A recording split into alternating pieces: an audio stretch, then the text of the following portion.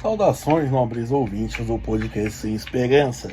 Eu vou falar de um tema que muita gente, não sei porquê, ou melhor até sei, acha polêmico, que é o fato do descobrimento do Brasil, se é ou não é descobrimento.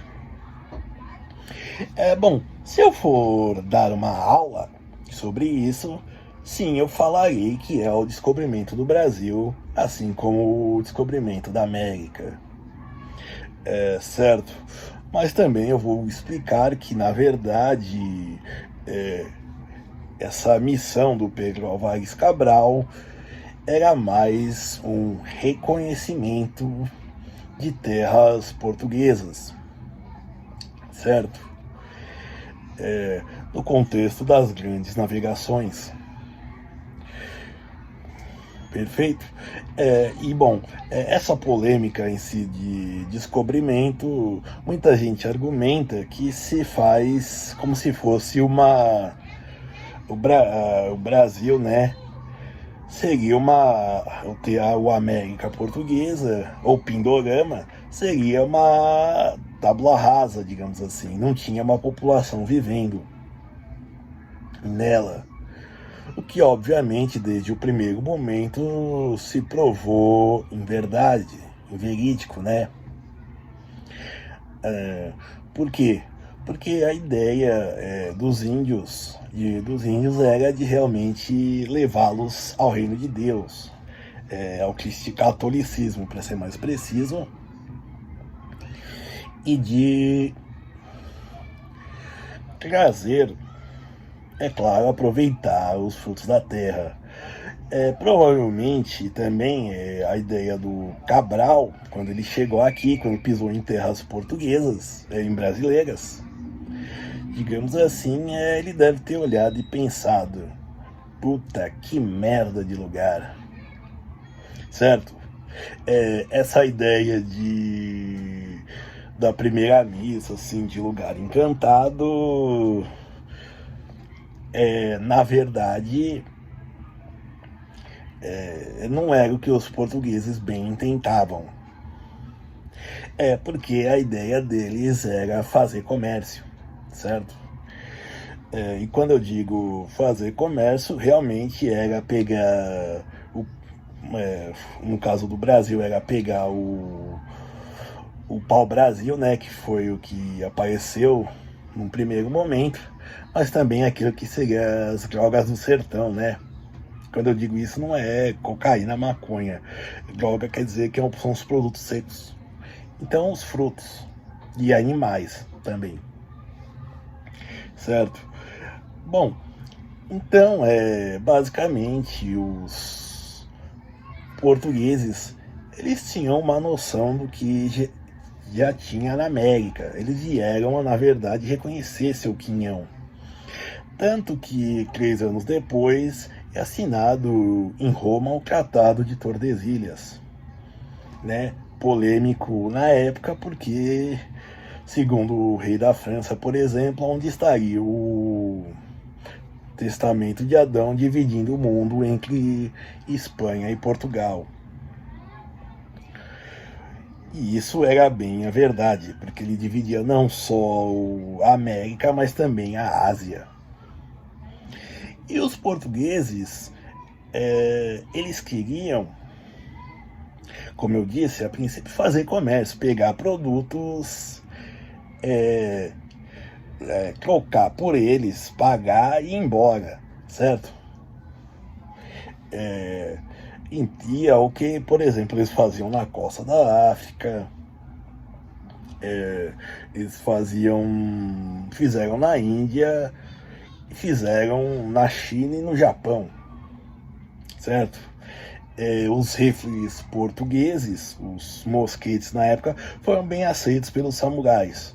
O cristianismo resultou em pagres com a cabeça enterrados até o pescoço na areia e o samurai passando sua katana nelas e depois pendurando para servir de exemplo. Perfeito. Essa ideia de que do filme O Último Samurai, de que os japoneses não usavam, que tinha um grupo de japoneses que não queria usar, de samurais que não queria usar armas de fogo, é na verdade uma bobagem. Os japoneses aceitaram bem elas. Claro que continuaram usando coisas como arco e flecha e por aí vai. Mas sim, eles usavam mosquetes e canhões. Também. Que eu acho que deve ser meio difícil, né, num lugar montanhoso como o Japão. Mas enfim. E bom, tanto que, e só voltando aos portugueses, tanto que, por exemplo, se não me engano, acho que ainda no século XVI, os 1500, os portugueses também descobriram a Austrália. Só que quando eles viram lá também a mesma coisa que no Brasil, eles nem se atentaram. E aí depois deixou para Inglaterra, certo? Colonizar, ocupar e por aí vai.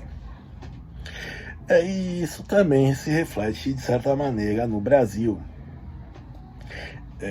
Se você for pensar que durante os primeiros 40 anos, vamos dizer assim, desde a descoberta do país até começarem se atentarem a colonizar, a incentivar a colonizar, só tinha-se as feitorias, que era basicamente o que?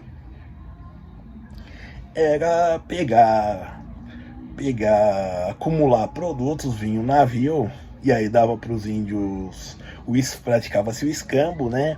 Que dava para os índios os machados.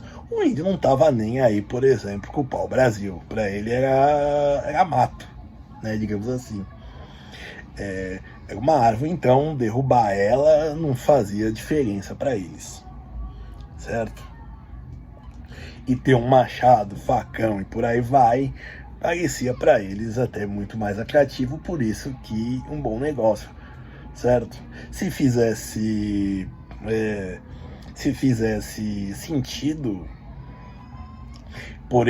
tivesse alguma utilidade para eles, o pau-brasil, por exemplo,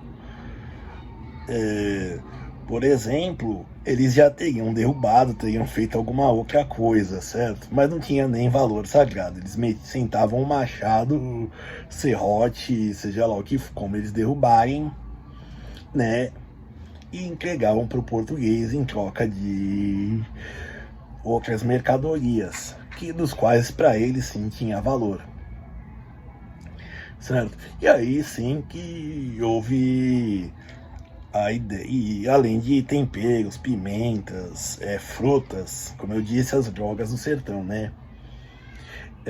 O único lugar que assim foi mais, digamos assim, habitado com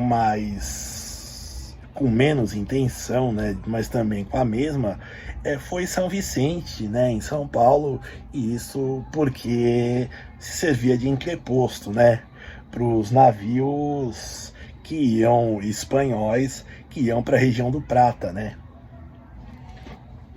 e também a colônia de Sacramento, que do lado do rio, basicamente do outro lado do rio que passa por Buenos Aires, certo? Mas tirando isso, até a colonização, até descobrirem o ouro na América Espanhola, o Brasil foi um lugar, né, de pouco valor para a coroa portuguesa. Realmente só servia para isso. Tanto que, por exemplo, houve a ocupação francesa, uma mais duas, né? Uma no Rio de Janeiro e outra no Maranhão. E a coroa levou pouco. Só a França Antártica só se preocupou mesmo em defender para demarcar território. Rio de Janeiro, tanto quanto São Paulo, também vão se tornar só importantes para a coroa. São Paulo até que vai se tornar importante para a coroa antes, pela questão do bandeirismo, do tropeirismo e das monções, mas o Rio de Janeiro mesmo vai ser só importante depois da descoberta do ouro no século XVIII em Minas Gerais. e dos diamantes. Certo? E isso porque era para lá que o ouro é escoado, e dada essa importância e dada a circulação desse metal, né? Aí que a capital de Salvador é transferida para o Rio de Janeiro. E aí o resto é história, certo? Então, só voltando a isso, assim, se você for dar uma aula, se você for até mesmo a efeméride, né, do dia 22 de abril, que é o dia do descobrimento, sim, do Brasil. Se você for problematizar isso numa sala de aula, qualquer coisa, trate isso como um reconhecimento, digamos assim. Mudar o termo, eu acho que tanto do ponto de vista acadêmico, assim, para fazer um revisionismo, eu diria que é algo contraproducente. Eu acho que, assim, digamos assim,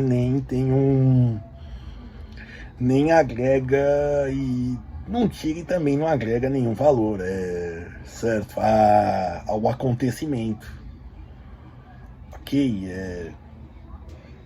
Certo? Então, basicamente,